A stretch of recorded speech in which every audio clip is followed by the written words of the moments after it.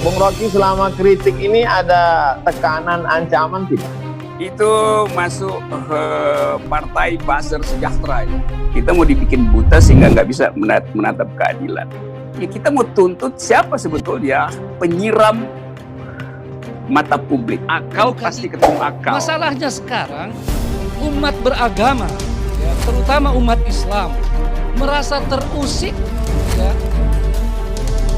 rasa kebangsaannya dengan RUU original konten materi itu bukan dari fraksi PDI Perjuangan. Asia mengatakan bahwa itu usulan Trisila itu bukan dari dia. Pancasila kita tahu 5 sila. Jika diperas maka dia akan menjadi Trisila. Sebelum lanjut, jangan lupa klik subscribe, like, dan nyalakan lonceng notifikasinya agar tidak ketinggalan video-video terbaru lainnya. UAS dan Rocky Gerung bicara serangan Buzzer ke Bintang Emon, kritik penguasa hingga rancangan undang-undang. Serangan Buzzer terhadap Gusti Muhammad Abdurrahman Bintang Mahaputra alias Bintang Emon di Twitter turut mendapat perhatian Ustadz Abdul Somad dan Rocky Gerung. Diketahui Bintang Emon mendapat serangan usai mengkritik secara komedi tuntutan 1 tahun penjara terhadap 2 penyerang Novel Baswedan. Dalam perbincangan yang disiarkan di kanal YouTube Ustadz Abdul Somad Official, UAS dan Rocky Gerung ikut berkomentar mengenai serangan Buzzer terhadap Bintang Emon. UAS bertanya kepada Rocky Gerung mengapa sekarang Buzzer berganti sasaran dari ulama dan cendekiawan ke komika. Menjawab pertanyaan itu, Rocky Gerung menilai fenomena tersebut karena Buzzer tak dibekali akal sehat.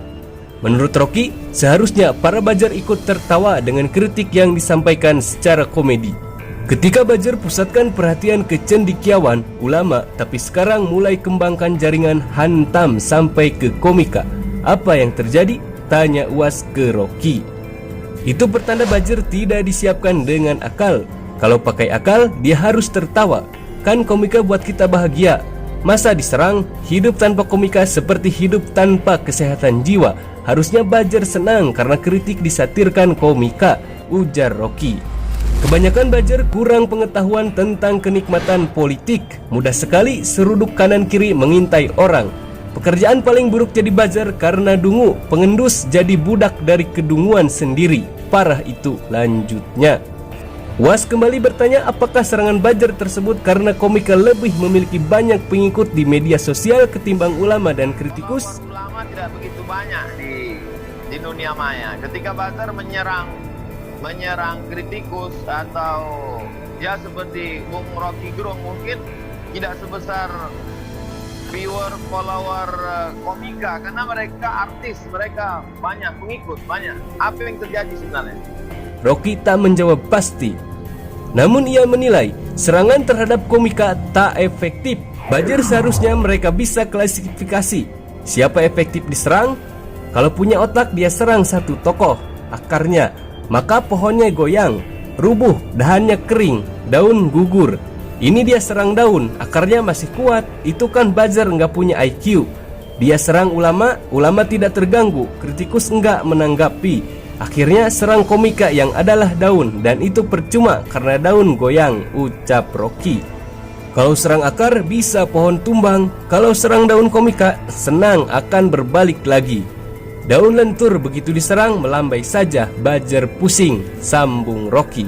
Penasaran dengan pernyataan Rocky, UAS pun bertanya siapa akar yang dimaksud. Rocky menyatakan akar yang diserang Buzzer harusnya oposisi. Akar itu apa yang Bung Rocky maksud? Tanya UAS. Kan dia mesti nyari bagian paling kuat dari oposisi, tapi dia tak bisa temui karena oposisi sudah bersama mereka, masuk ke dalam. Dia Buzzer frustasi kalau diserang akarnya di dalam istana, ya istana yang runtuh, tutupnya. Terkait kritik terhadap penguasa, Ustadz Abdul Somad menanyakan apakah Rocky Gerung tidak takut mengkritik penguasa. Bung Rocky tidak pernah ada rasa takut terhadap kekuasaan saat menyampaikan kritik, karena kritik itu kan mengerikan, tanya Ustadz Abdul Somad. Menjawab hal itu, Rocky Gerung mengatakan dirinya bukan orang politik, dirinya juga tidak punya kemampuan mengakumulasi massa. Jadi apa yang ditakutkan? Karena saya anggap saya tidak mengutuk kekuasaan, saya mentertawakan kekuasaan, ungkap Rocky. Orang bilang saya mengkritik, padahal tidak. Saya tertawa karena kelucuan-kelucuan kebijakan, katanya. Rocky menyinggung tentang kasus beberapa hari terakhir ini, tentang rancangan undang-undang ideologi hari ini. Ada purnawirawan datang ke situ. Majelis Ulama Indonesia dengan lantang akhirnya tidak tahan untuk merumuskan pikiran maksimalnya. Saya bayangkan sang penguasa itu setiap hari berupaya untuk mencari info yang kira-kira masih bisa punya optimisme. Tapi sialnya, pemberi info itu mengedit infonya dan ia kehilangan grip, kehilangan touch pada realitas. Kemudian UAS bertanya, satu kelompok mengatakan rancangan undang-undang haluan ideologi Pancasila ini kemuliaan. Yang satu lagi mengatakan rancangan undang-undang haluan ideologi Pancasila itu menundukkan Pancasila. Lalu kemudian silang pendapat sampai Majelis Ulama Indonesia, sampai Ormas. Apa yang terjadi sebenarnya? Yang terjadi adalah persaingan untuk saling menjebak sebetulnya. Ya, saya bacanya begitu. Kan akhirnya PDIP membuka rahasia yang sebetulnya bukan rahasia, mengatakan usulan Trisila itu bukan dari dia. Jadi seolah-olah ini cuman soal Trisila atau Ekasila. Padahal ini seluruh konsep tentang ideologi itu yang dipersoalkan. Nah, kalau misalkan PDIP menganggap bahwa itu bukan dari dia, lalu siapa yang punya ide memasukkan itu ke dalam prolegnas? Tentu bukan PKS. PKS pasti urgensinya bukan tentang Soekarnoisme. Demokrat pasti juga urgensinya bukan tentang ideologi. Demokrat lebih peka pada soal-soal kebijakan yang memperparah ekonomi. Siapa lagi yang punya kepentingan dengan ideologi yang jauh di sana sudah pernah dipertengkarkan dengan akal pikiran yang tajam selama pembahasan di konstituante di awal kemerdekaan. Nah, karena itu tidak mungkin kalau soal Pancasila ini yang menyelundupkan ke balik itu bukan PDIP. Ini terlalu too good to be true lah. Kalau PDIP bilang ini bukan kami inisiatornya. Lalu siapa inisiatornya? Jadi di situ kekacauan politik mulai. Lain kalau PDIP misalnya dengan lantang menyuarakan memang kami yang usulkan dan kami akan fight itu karena Soekarnoisme adalah DNA politik kami. Itu baru hebat, jadi fight aja kan. Nah sekarang menghindar, ya karena dia baca anginnya berubah arah. Kenapa berubah arah? Ya karena permainan dramatis di dalam koalisi sendiri. Masing-masing ingin menjebakkan. Ini sekarang yang terjebak fraksi PDIP itu sendiri, ungkap Rocky. Kemudian UAS bertanya lagi, kalau memang tidak kuat untuk fight, terus kenapa diusulkan? Untuk test case saja kah? Saya kira enggak membuat test case. Jadi itu tadinya, ini analisis saya. Itu serius mau diajukan dengan perhitungan soal-soal material bisa diselesaikan di bawah meja.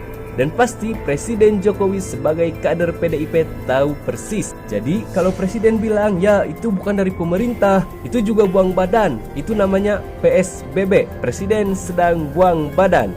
Kalau begitu kan, lalu orang bertanya, lalu Presiden siapa kalau begitu? Ini tipuan-tipuan beginian nih dengan mudah dibaca publik, tandasnya.